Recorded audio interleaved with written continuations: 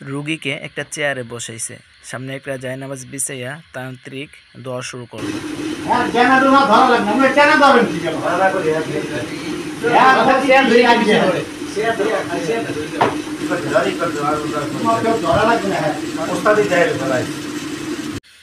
আসসালামু আলাইকুম।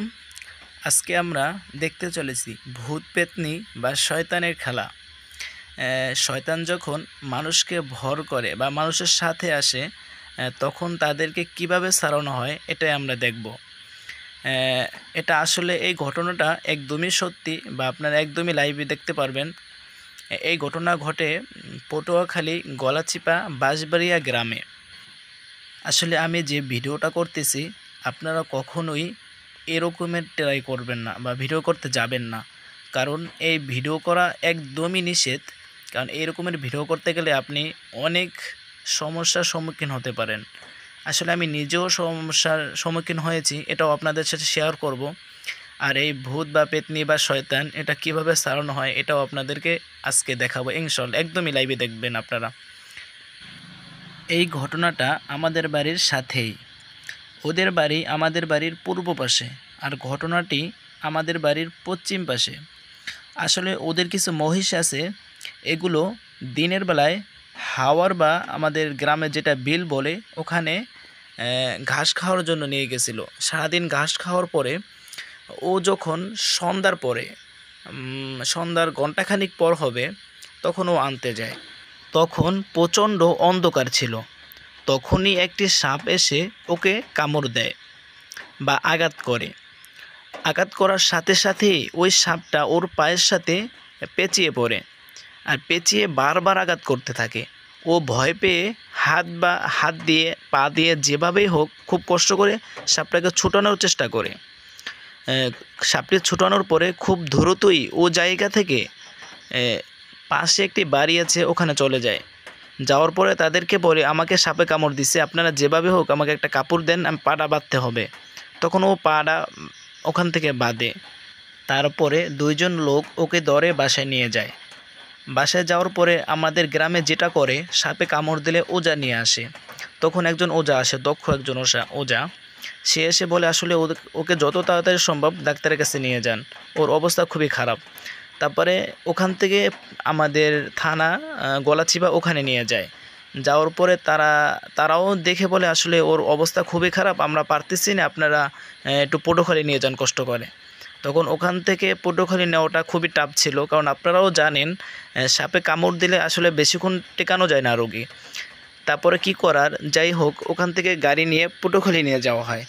ওখানে যাওয়ার পরে ডাক্তাররা বলতেছে, আসলে ওর যে অবস্থা আমরা কোনো রিস্ক নিতে পারবো না, আপনাদেরকে এখানে সাইন দিতে হবে, কারণ রোগী যদি কিছু হয়ে যায় তাহলে আমরা কোনো দায়ী থাকবো না। এখন আর কি করার, ওর মা বাবা চিন্তা করতেছে এই মুহূর্তে তো আসলে কিছু করার নেই, যাই হোক আমাদের মানতে হবে। ওখানে সাইন দেওয়ার পরে ভ্যাকসিন নেওয়া হয়। নেওয়ার পরে ডাক্তার ওরে ওষুধ পানি যা যা লাগে এগুলি লিখে দেয়। লিখে দেওয়ার পরে বাড়ি চলে আসে। বাড়ি আসার পরে 2 দিনের মতো কথা বলে না, মানে ওই সাপে আঘাত করার পর থেকে আর কথা বলে না। সবাই তো টেনশনে পড়ে গেল, কি হলো, কথা বলে না কেন। তারপরে একদিন রাত্রেবেলা ধূপ জ্বালানো হয়। আপনারা আসলে জানেন ধূপ জ্বালালে বাসার ভিতরে বা ওই ধূপটা যত মানুষের নাকে যাবে, ওই মানুষের সাথে যদি কোনো দোষা জাতীয় বা কোনো শয়তান পেতনি বা শয়তান যাই বলেন না কেন, এগুলি যদি তার সাথে থাকে তাহলে নগদ আইসা পড়ে। আসলে এখানে একটা কথা বলে নেই, সায়েমের সাথে যেটা পেতনি বা ভূত যেটা বর করছে, তান্ত্রিকের সাথে কিভাবে আচরণ করে দেখেন। আসলে সে তো আর এখন মুরব্বি চেনে না, তান্ত্রিক তো এখন ওর শত্রুর সাথে তো আসলে কেউ মিষ্টি ভাষায় কথা বলে না। দেখেন তার সাথে কীভাবে আচরণ করতেছে, আসলে খুবই বাজেভাবে আচরণ করে। মনে করো না, তোমার যেটা প্রয়োজন, তোমার দোকানে যেটা প্রয়োজন লাগবে সেদিন, তোমার দোকানে যেটা প্রয়োজন সেদিন, তোমার যেটা লাগবে তোমার নিজের টাকা বোবা বোবা বোবা। আমার কথা বলতে বন্ধ করো না, তোমার যাবে বন্ধ করো, আমার যাবে না, এটা এটা কিচ্ছু বলবেন, কিচ্ছু বলবেন। রুগীটা সুস্থ হওয়া লাগে, রুগী আপনার খুব রুগীর না রুগীর না বড় হবে কোনো দাম তোমরা বাচ্চার গাছ তোমরা সব গরু দেবে মুরব্বী তোমার কোথায় হবে এক সপ্তাহ খাই খাই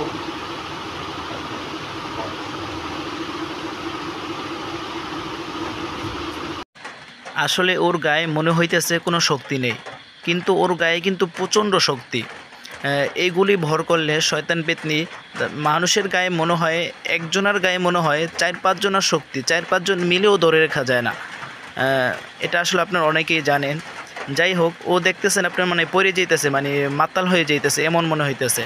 ওর গায়ে কিন্তু প্রচণ্ড শক্তি।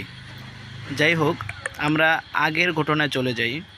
যখন ওদের বাসায় এই ধূপ জ্বালানো হয় তখনই ওর আচরণ অন্যরকম হয়ে যায়, সাধারণ মানুষের থেকে অন্যরকম হয়ে যায়। ও কিন্তু বোবা ছিল, কথা বলতে পারে না, কিন্তু ওর আচরণ দেখে কিন্তু মনে হইতেছে না ওর স্বাভাবিক।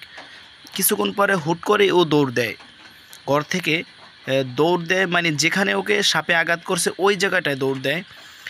যাই হোক, আমি বলতেছি আসলে আমার শরীর মানে লোমটুম সব দাঁড়িয়ে গেছে, আমারও ভয় লাগতেছে, যেহেতু আমি রাত্রেবেলা এই রেকর্ডটা করতেছি, আমার একটু ভয় লাগতেছে। যাই হোক, ও যখন দৌড় দেয় তখনই ওর ছোটো ভাই এবং সাথে আর একজন, দুজন ওর পিছনে দৌড়তে থাকে ওর সাথে সাথে। ঘটনাস্থল যেহেতু আমাদের বাড়ির পশ্চিম পাশে, ওদের বাড়ির পূর্ব পাশে, তাহলে আমাদের বাড়ি ওভারটেক করে যেতে হবে। আর আমি রাস্তার পাশে চেয়ার নিয়ে মোবাইল টিপতেছি। তখন রাত আনুমানিক 12:30 হবে। আমার সাথে দিয়ে দৌড় দিয়ে মানে ও দৌড়াইতেছে, আমার সাথে দিয়ে যাইতেছে। ওর ছোটো ভাই বলতেছে, ভাই ওকে একটু ধরেন, সাইমরে ধরেন। আমি ভাবলাম রাস্তার ভিতরে কত মানুষই তো মানে হয়তো দুষ্টামি করতেছে, ভাই ছোটো ভাই বড় ভাই মিলে দুষ্টামি করতেছে এমন মনে হয়। আমি অতটা মানে খেয়াল করিনি। আসলে এই জায়গার ওর আচরণটা একটু দেখেন কেমন।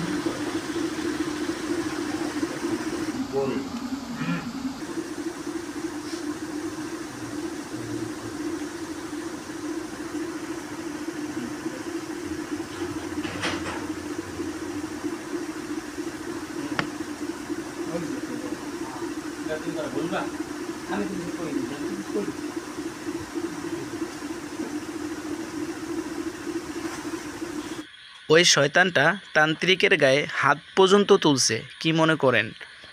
যাই হোক, আমাদের কাছে একটু খারাপ লাগছে, মুরব্বী মানুষ। ও তো আর তুলে নাই, তুলছে ও তো, ওর সাথে যেটা ভর করছে শয়তান বা পেতনি, কিছু করার নেই। যাই হোক, আমরা আগের ঘটনায় চলে যাই। যাই হোক, যখন দেখলাম আমাদের পুষ্কুনি পাড় দিয়ে নেমে যখন যেই জায়গাটা ওরে কামড় দিয়েছে ওই জায়গায় দৌড়িতেছে, ওই জায়গায় যাইতেছে, তখনই আমার একটু কেমন জানি লাগলো। তখন আমি চেয়ার ফালাই দিয়ে দৌড় দিলাম পিছনে। যাইতে যাইতে ওরে ধরলাম, ওর ছোটো ভাই ওরে আগে ধরছে। ধরার পরে ওর আচরণ এমনভাবে, কিভাবে আপনাদেরকে বুঝাবো, মানে ও হাসতেছে আর ডাকতেছে হাত দিয়ে ইশারা করে, আসো আসো এদিকে আসো, মানে এমন একটা ভাব ধরতেছে আর হাসতেছে। আর ওর আচরণ একটা কেমন অন্যরকমের ভয়ঙ্কর আর কি। আর ওই জায়গাটা এমনিতেই পাশে একটা কবরস্থান আছে, আর সাথে মানে ওই জায়গাটা একটু ভারী টাইপের, মানে একটু অন্যরকমের। সাধারণত রাত্রেবেলা মানুষ গেলে ওই জায়গাটা একটু শরীর ভার হয়ে যায়, মানে জায়গাটা একটু অন্যরকম। ওখানে আমরা ছিলাম 3 জন। আর ওকে ধরে আমরা নিয়ে আসার চেষ্টা করি, কিন্তু ওর গায়ে যে এত শক্তি আমরা 3 জন মিলে পারতেছি না। কিন্তু ওর আচরণ আর ওর দিকে তাকালে আমাদের শক্তি তো দূরের কথা, মনে চায় যে ওখান থেকে দৌড় দেয়, মানে এতটা ভয় লাগে আর কি। কিন্তু অনেক কষ্ট করে 3 জন মিলে জোর করে টাইনে এদিকে নিয়ে আসলাম। কিছুটা এদিকে আসার পরে আশেপাশে আর কিছু বাড়িঘর ছিল, ওখানে ডাক দিলাম তাদেরকে। তারাও 2-1 জন বের হলো কিছুক্ষণ পর আর কি। ওখান থেকে টাইনে আমরা একদম রাস্তার এই দিকে নিয়ে আসছি, আমাদের বাড়ির কাছে ওখানে নিয়ে আসলাম। তারপর কিছু 2-1 জন লোক বের হলো। বের হওয়ার পরে 4-5 জন মিলা ওরে দইরা বাসা নিয়ে গেলাম। বাসা নেওয়ার পরে ও অনেক পাগলামি করে, প্রচুর পাগলামি করে। তারপরে তান্ত্রিক আসে, আইসা ওরে মোটামুটি ঘুম পড়ায়। ঘুম পড়ার পরে পরের দিনকা 2 জন তান্ত্রিক আসে। আসার পরে এই যে ছাড়ানোর জন্য চেষ্টা করে, এই যে দেখেন গোল রেখা দিতেছে ওই যে চক দিয়ে, মানে ওইটা দিয়ে ওরা বন্দি করতেছে, যাতে ওই রেখার বা ওই দাগের বাইরে ও আর যেতে পারবে না, ওই পর্যন্তই ওর এরিয়া আর কি। তারপর সামনে বৈশা ওর বিরুদ্ধে মানে ওর বিপক্ষে গিয়ে মন্ত্রতন্ত্র যা আছে এগুলি পইরা ফুফাক্কার দিয়ে মানে এটা সারার চেষ্টা করতেছে আর কি। যে ওখান থেকে ওই যে লোকগুলো সরতে বলতেছে তোমরা সইরা যাও, তারপর এখানে বসে আর কি কথা বলবে ওর সাথে, যে কি হয়েছে, কোন জায়গা থেকে আসছো, তুমি কেন আসছো, কি কারণে আসছো, এগুলো জিজ্ঞাসা করে। এই যে দাগটা ভালো করে দিতেছে, একদম গোল করে চক দিয়ে দিতেছে আর কি, যাতে এটার মানে বাইরে ও যেতে পারবে না আর কি, এটাই ওর এরিয়া। এতক্ষণ পর্যন্ত মানে দোয়া বা যেটা পড়ছে তান্ত্রিক মন্ত্র যাই পড়ছে এটা পইরা মানে ওর আসর বলে আমাদের গ্রামের ভাষায়, আসর ও আসরে বসায় আর কি। প্রথমে এসে ওরা বসে না, দোয়া তান্ত্রিক যা এগুলি পড়তে পড়তে একটা সময় যখন ও দুর্বল হয়ে যায় তখন এসে ও বসে। এতক্ষণ তো আপনারা দেখছেন যে ও প্রচুর পরিমাণ মানে খুব বাজেভাবে আচরণ করছে, ঘোরাঘুরি করছে, অনেক লাফালাফি করছে, খুব কষ্ট পাইছে। তারপর যাই হোক এখন আর কি অনেকক্ষণ পরে ও আসরে বসছে। যাই হোক দেখা যাক এখন কি করে।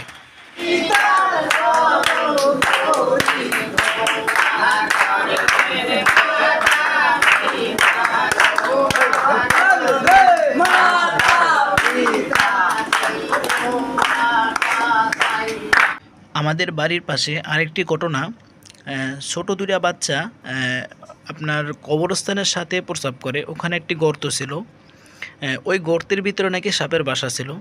ওই সাপটা আসলে সাধারণ কোনো সাপ ছিল না, যেরকমের সাইমের কামড় মানে কামড় দেওয়ার পরে যেরকমের অস্বাভাবিক আচরণ করছে বা এটা দোসা জাতীয় যে সাপটা ছিল, ওখানেও ঠিক এরকমই দোসা জাতীয় সাপ ছিল। ওখানে নাকি ওই সাপের বাসা ছিল।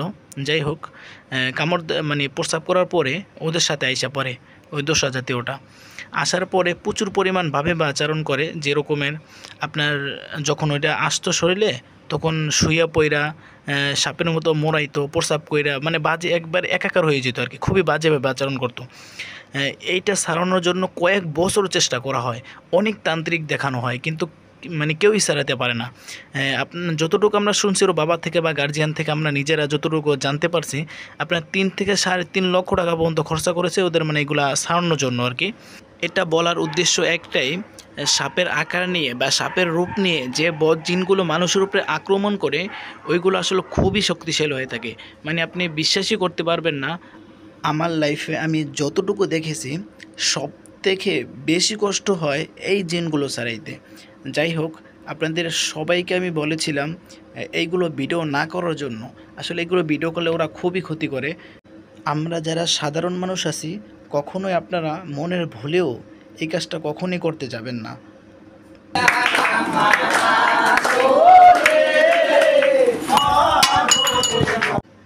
ও আসলে অনেক কষ্ট পাইতেছে।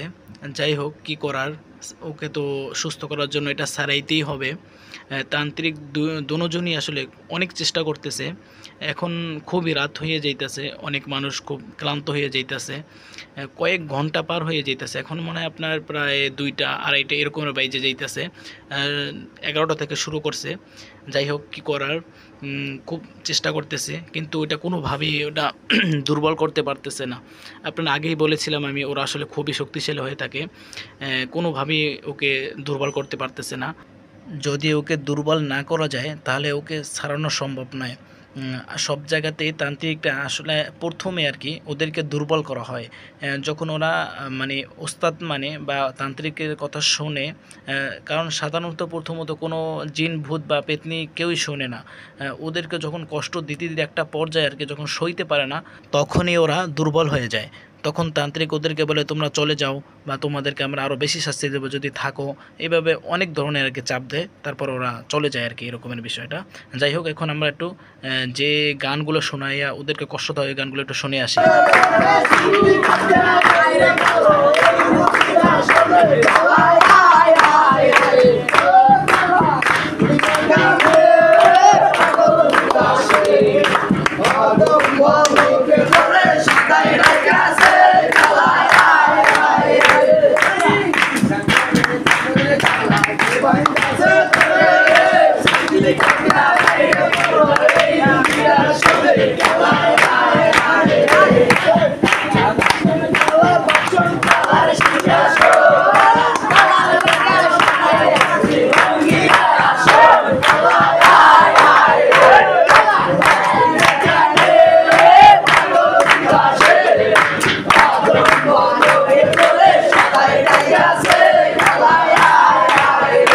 করে আসলে সারা রাত চেষ্টা করা হয়, কিন্তু কোনোভাবেই তান্ত্রিক ওদেরকে ছাড়াইতে পারতেছে না।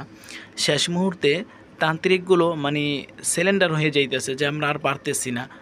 ওকে বলতেছে যে আসলে তুমি আমাদেরকে কাউকেই ক্ষতি করবে না, আমরা আসলে তোমাদের ক্ষতি করব না, কিন্তু তুমি এতটুকু বলো যে আমরা যেহেতু পারতেছি না তোমাকে কে ছাড়াইতে পারবে, বা ওই রকমের ব্যক্তি বলো, ওই ব্যক্তিকে আমরা নিয়ে আসবো। যাই হোক, সারা রাত চেষ্টা করার পরে যখন ফজরের আজান দিয়ে দেয়, একদম 4টা 4:30 এরকমের বাইজে যায়। যাই হোক, ওই টাইমটায় বলতেছে সবাইকে উজু করে আসতে। আসলে ও তো আর মুখে বলতে পারে না, ইশারায় বলতেছে সবাই উজু করে আসো। আমরা তো সবাই আসলে একবার ঘুম পড়ে গেছিলাম আর কি, আমি নিজেও বা যত লোক ছিল অধিকাংশ লোকই আর কি ঘুমিয়ে গেছিলো বা বসে বসে ঘুমাইতেছে কেউ, বা এই অবস্থা আর কি। যাই হোক, আমরা সবাই উজু করে আসলাম। উজু করে আসার পরে বলতেছে মোনাজাত করার জন্য। আমরা তো সবাই অবাক হয়ে যাই, কি বলে। যাই হোক, মোনাজাত শুরু করলাম। ওই টাইমটা তো আসলে এমনি শেষ রাত, একদম নীরব। মোনাজাত করতে একটা অন্যরকমের একটা অনুভূতি মনে হইতেছে, একদম ভালো লাগতেছে আর কি, সবাই মন খুলে দোয়া করতেছে। ওই টাইমটাতেই ও কথা বলা শুরু করে। ওই টাইমে আল্লাহ বলে চিৎকার মারি, আর একটা শব্দ করে মা বলে, একটা বাবা করে, 3টা শব্দ ওই সময় ব্যবহার করে। এই 3টার সময় আর কি এটা মানে জিনটা ভূতটা চলে যায়, আর ও ভালো হয়ে যায় আর কি। ওই মোনাজাতটা একটা অন্য রকমের, মানে যতগুলো মানুষ ছিল সবাই ওই সময় মোনাজাতের ভিতরে কাজ ছিল। যাই হোক, আল্লাহ মনে হয় মোনাজাতটা সবার জন্য কবুল করেছে।